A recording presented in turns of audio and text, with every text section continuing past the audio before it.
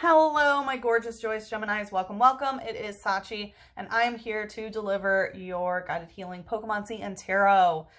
Please remember to like, comment, and subscribe. The more energy that you send to me, the more energy that I can send to you. And thank you so much for all of your support, Gemini. You guys are #1 for this season's guided healing. So that means you guys get 25% off your extended, should you feel called, with promo code FIRST, F-I-R-S-T, all capital letters.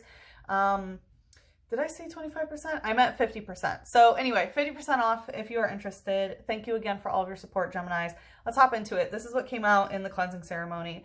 We have revenge. So it looks like someone has done you wrong in some sort of way, and you are seeking some sort of revenge. This also reminds me of the Two of Swords, which for me is when there's a conversation that should be happening between two people, but instead you have to finish it in your head. And I feel like there's some sort of revenge fantasy is what I'm feeling about getting back at this person. With the Ten of Water, this is telling me that you are finishing an emotional cycle with somebody else here.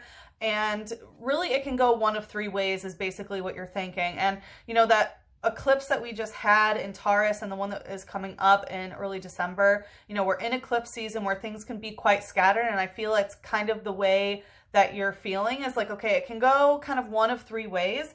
With the Four of Fire here, it's telling me that you don't want war. Like, it's not like you're trying to battle with this person. You're not trying to, have some sort of constant war or fight with them. You just want revenge for what has already been done. And with the Two of Air, again, this is like the Two of Swords. It's like you're done with finishing things in your own head. And I'm also getting that you're done with going sort of back and forth. You're done swinging like a pendulum or even, looking to divination for the answers. You really just want your revenge and be done. We had Togepi using Sweet Kiss in reverse, which is telling me you are not in the sweetest of moods. You're not interested in, you know what I mean? It's like, it feels like you don't want to kiss their ASS basically. And you're not really interested in being sweet at all. That concern is completely thrown out the window here. And Togepi is a baby Pokemon, so there might be a child involved, or maybe you wanted to have a child with somebody. It feels like there is, a child involved, or it could be a different kind of baby, like a money baby or a business baby, right? Something that two people create together. So what we are going to do for this season's guided healing, since in true sidereal it is Scorpio season, what we're going to do is check and see what cycle are you stuck in, and then we are going to take a look into what we can do to get out of that cycle. We're going to take a look into how to accept the death of the cycle, and then how we foster the rebirth into transforming into something better and out of this cycle. And then, of course, we will look into some advice on how to manifest your highest vibrational timeline. So let's see here. What cycle are you stuck in? Okay, that came out. Black flower fragrance. So I did a quick Libra thing on Instagram, or like Libra season theme for you guys of what is out of balance. And you guys got that there was some black magic around you. And, it was like some demonic, like dark energy. And this is my card for black magic, okay? And don't be fearful by that, right? Black flower fragrance being black magic, right? Black magic, what is it, right? How is it defined? It's when magic supersedes the will of somebody else, right? So, let's, for example, you're really in love with someone and they don't love you back. So you start, doing manifestations of calling them in, or, constantly thinking about them, wishing they'd return. That's black magic, whether you like it or not, right? And, they're like, let's say, this person is going to go and hurt this other person, right? Person A is going to go hurt person B. If you use magic to stop person A from hurting person B, technically you're superseding over their free will, even though person A is technically doing black magic as well, right? But anytime that you try to manipulate or control someone else's body, behavior, thoughts, anything, that is black magic. So yeah, it looks like that's what cycle you're stuck in. And again, the reading that I did for you on Instagram correlates. So if you didn't see that, I highly suggest that you check that out. Let's see here. We have initiation. Oof. So there may have been some sort of initiation magic that you were asked to do. This is basically in order to be accepted by some sort of peers. This could be some sort of initiation and, you know, to, how do I want to put this? Like, it could be some sort of coven, or, you know, maybe you, it's like you've gotten into the magic world. You've been initiated into understanding magic and manifesting and things like that. But it looks like either you are doing this on someone or someone's doing black magic to you, because that's not the greatest energy. Let's get one more here. Tell us more about this initiation. Yeah. 8 of Water and Maiden of Water. It's funny because I broke the deck, Mother of Fire in reverse. And so there could be somebody else that's doing it. This I always take as trying to please someone's parents.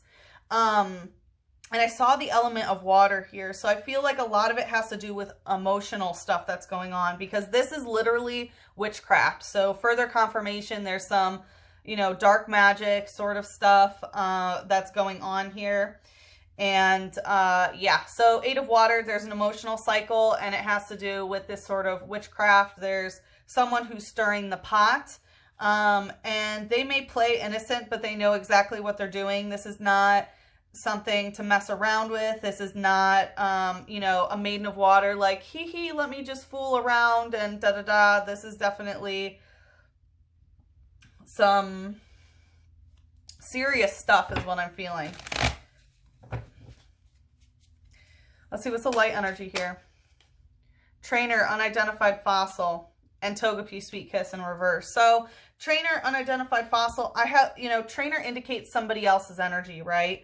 And so I feel like this other person might be playing stupid. Like, what? No, I didn't do that. I didn't, ba-da-da-da-da. Like, they're claiming to not understand or not know what you're talking about or something like that. It's like something's being hidden or is very undercover. And again, with Togepi here being the baby Pokemon, I'm not really liking that. With Sweet Kiss in reverse, I feel like this might have been someone that you had like a romantic interest with, and it's possible that someone's like parents are interfering with some sort of magic, so that way you guys don't get together and have a kid or something like that. This is very weird energy, Gemini. It says, a proverb claims that happiness will come to anyone who can make a sleeping Togepi stand up. So there might be this thing of like, oh, like, I'm getting that you might feel that happiness will come if you are able to get a Togepi to stand up, which for me is like getting a baby Pokemon to, you know, stand up. It's like, kind of like the cosmic egg. So I feel like there's some sort of like baby that you want to have. And again, it doesn't have to be a physical child, right? It can be a business, it can be a whatever it is. But yeah, I'm really feeling that, you know, someone's playing stupid for the craft that they're doing, but you're very aware of what it is, even though they're like, oh, I don't know what that is, but you already know that they've been stirring the pot and influencing this situation. Let's see, what's the shadow here?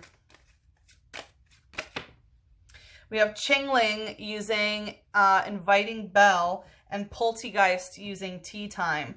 So yeah, this has a lot of psychic energy. So it is telling me, you know, a lot of things happening, you know, in the unseen forces. Chingling I also take as like a changeling, which again has to do with like babies and switching them out, right? Changeling is like, I don't know if you've ever seen the movie, but basically her son goes missing and the government like gives her back this son, and she's like, this is not my son, and everyone is just like gaslighting her like, yeah it is, yeah it is, and she realizes like it's not, based on like his birthmarks, and like he wasn't circumcised and like her child was and stuff, but they still, you know, institutionalized her and, you know, gaslit the heck out of her, right? And so I feel like basically that's what's happening. There's been a lot of gaslighting involved in this situation. And with the Inviting Bell, you know, basically it feels like your third eye is actually sort of inviting this in some sort of way. And part of that is because there is that influential, you know, black flower fragrance around you. It says, it emits cries by agitating an orb in the back of its throat. It moves with flouncing hops. So yeah, I feel like you could be very, very sad about this. You might be crying a lot during this time. With Poltergeist using tea time, every time this comes out, like, I mean, obviously Poltergeist, right? Poltergeist, there is something that is haunting you here. With tea time, whenever this card comes out, I always take it as we're about to spill the tea about the situation that's going on. So we will see what that is, obviously. It says, the species lives in antique teapots. Most pots are forgeries, but on rare occasion, an authentic work is found. Yeah, so I feel like, you know, you're like, oh, it could be fake or whatever, but you're like sure that this is exactly what's going on with you right now. You know that this is some sort of authentic sort of thing. I will also say, if you have brought any sort of item from like an antique place, or like a pre-used item, or even sometimes new items can have energy attached to it, I would cleanse whatever that is, because there might be something, you know, attached to whatever item this is. Okay, let's see what moon is going to bring us into the extended. Like I said, we're going to see what we can do to bring an end to this cycle, how we can transmute that energy in order to foster the rebirth, and then some advice on how to manifest your highest vibrational timeline. This wants to go, you know, already. It's coming out stuck, going right to the trainer, unidentified fossil, which is this other person's energy. Take time to breathe out. So it looks like even if you are going into the extended, you know, we're about to go into tea time. So take some time to breathe out, because it looks like there's going to be some stuff that comes up about this other person. Ooh, my throat chakra is like, yeah, my throat chakra is like being attacked there. We're going to find out more about what they're saying. Like, oh, I don't know anything about that. Well, yeah, you do. Anyway, all right, Gemini, if you would like to follow me into the extended, the link is in the description box below. Again, 50% off the extended with the promo code FIRST, F-I-R-S-T, all capital letters. Thank you again for all of your support, Geminis. I love you guys so, so much.